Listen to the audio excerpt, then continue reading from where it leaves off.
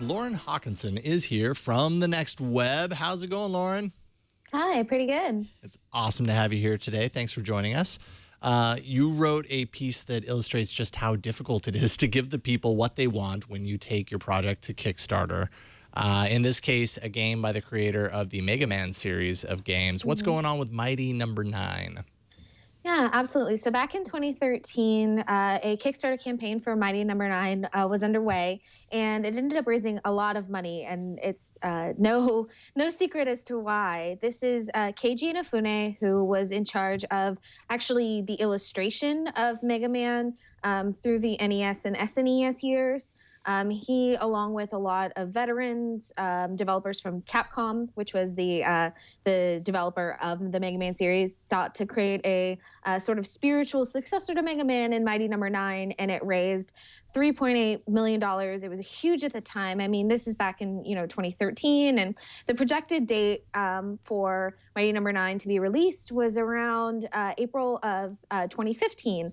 But today, actually, they announced on Kickstarter that the game would be delayed a fourth time. It was supposed to come out in February, but it's now been delayed a fourth time and will hopefully be in backers' hands sometime in spring of 2016. So, wow. Yeah, so it was April 2015 was the initial. At the end of April, they pushed it back to September 2015, and then they pushed it back to the Q1 2016, later clarifying, February 2016, and then now this. So, man, it turns out knowing when you're going to be able to release a video game is really, really hard stuff. Have they given any indication as far as like what the specific issue is here? Because they've been working on this thing for years at this point. Yeah, so it seems that a lot of their problems are actually a product of their own success. Part of the Kickstarter campaign and all of their reach goals, as they're called, was to sort of create this extra extension into different platforms, going on handhelds, going on consoles, keeping it to not just keeping it to computers, but actually moving onto other platforms. And they found that there is a networking node issue in the game that prevents online matchmaking, which is a feature that will be in the late release. But knowing that that bug exists and actually fixing that bug are two different problems, because they have to make so many different versions of the game for so many different platforms. They've found that each solution is actually a little bit different. And they've been working overtime trying to compensate for the fact that they have this one problem that essentially breaks the game, and it needs to be solved in a dozen different ways, depending on what kind of hardware you're actually running the game on. Yo, L-Hawk, how much money did they raise? $3.8 million. We're friends. That's how we talk to each other. Was $3.8 million a lot more than they initially wanted to raise? How much did they kind of beat their initial goal? Yeah, so their initial goal was $900,000. Oh, wow. So they cleared that by more than 4 times over. So would it have been better to release without this like killer feature that everybody is pining for, and then release that later so that backers get that product now? Or is it good to just kind of keep stringing people? I mean, I realize you don't want to release something that's broken, and I don't think anyone wants that, but I mean, at a certain point, I guess you have to ask yourself that question. What do you guys think? I mean, personally, I'd rather have the game out in a partial format as long as it still functioned. But if it's actually broken so much you can't play it, then there's no point in putting it out. But if it's just a multiplayer bug, I don't know. Depends on how much gamers really wanted that specific feature. Yeah. And also, this isn't a theory. This has actually happened. This has been in practice before, where a Kickstarter-backed game has released half of its content, and the other half was pushed to a later date. That would be Tim Schafer and Double Fine Entertainment's Broken Age, which came out a couple years ago. And people might widely remember that it also had a blockbuster Kickstarter, raising $3.3 million. And they realized right near the end of the initial release date that they had actually run out of money. And so they released the first half of the game on Steam, and the sales proceeds actually went to fund the second half of the game, and people were incredibly upset. I think a lot of it has to do with the fact that backers give this money, and they assume because they're giving more money than you asked for, that you're going to be able to do everything that you promised, and then the other promises that you have on top of it. But obviously things happen. You can actually be a victim of your own success. And this is really what happened in the Mighty Number 9 case. And I think that people want the finished product. They paid, almost $4 million, and they want that finished product. Is Kickstarter a good place in general to fund software development, or is it better for hardware projects? That's actually a good question, and something that is continuously tackled, especially by video game developers, because it's really funny. Gaming development is really nuanced, and there are a lot of problems that can happen when you're trying to build your own video game. Even if you're a veteran, even if you're like the team behind Mighty Number 9 and you have a bunch of developers from Capcom who are able to make the dream game that you've always wanted, there's still a lot of unknowns, especially when it comes to production and distribution.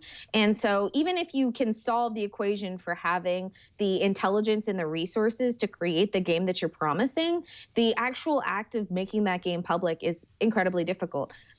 That said, I mean, there's vaporware all the time on the hardware side. So I think that what you see here is that it's more about the fact that what it comes down to is that when you're crowdfunding for a product, I mean, you're still crowdfunding it. It might not come in the package that you were initially promised. And I think that although the Mighty Number 9 team, I think, will ultimately be able to, do their fans right and sort of serve up the game that they want. And I don't think that there will be any problems on that end in terms of this game getting to market. There's still a lot riding on its shoulders because they did raise such an incredible amount and they have run into these problems. It's almost like raising a ton of money is not the best PR always because the fans are more demanding. I know, like right? With Clinkle. Oh. The glorious example of Clinkle. Sorry. Yeah. I'm not bringing the mood down right there. But so they apologized. They said that this is our sincerest apologies. Have you noticed that since they apologized, I guess they just posted that today. I mean, have fans, are they still up in arms about this? Oh, of course. They're gamers. Are you kidding? Are you kidding? Not gonna let this go. Yeah, they're restless as hell. I would be restless too if I were them. I think that part of it is that when you want to bring something to life, when you're so passionate about something that you're willing to pay for it, even when it's just an idea, even when there hasn't been a single level completed, there's no demo, you are just, buying into the people who are making it and they're buying into the concept. Every tiny disappointment continues to sort of build those fears as to whether or not you actually paid for the product that you're getting. And I mean, gamers are a bunch where if they pre-order something and they hate it, they will return it.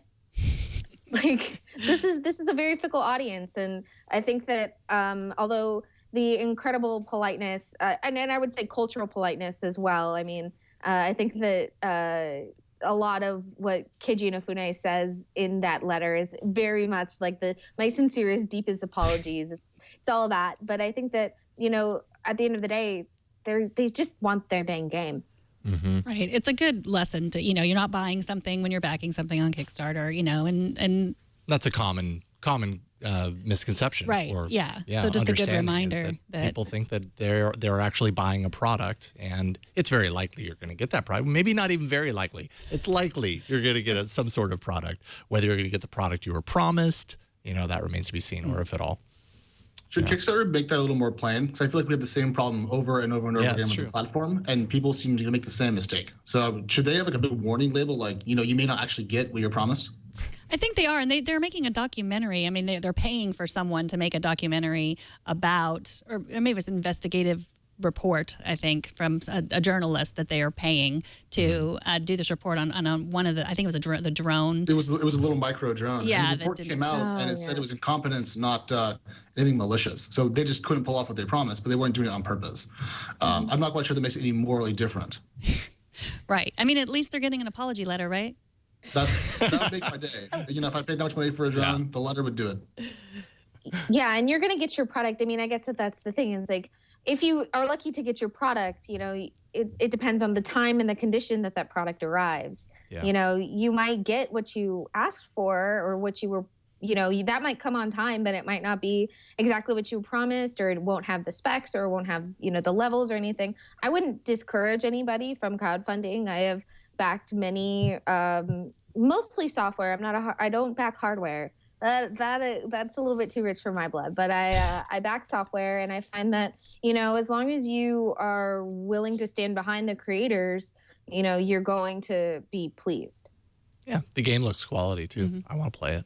I was a big fan of Mega Man. So It's really Mega Man-y. People who've played it, played the demo versions, it's very, very like Mega Man. So if you like that kind of complicated platformer, you know, he has the different suits, he fights all the robot enemies, like it's gonna feel just like that. Awesome.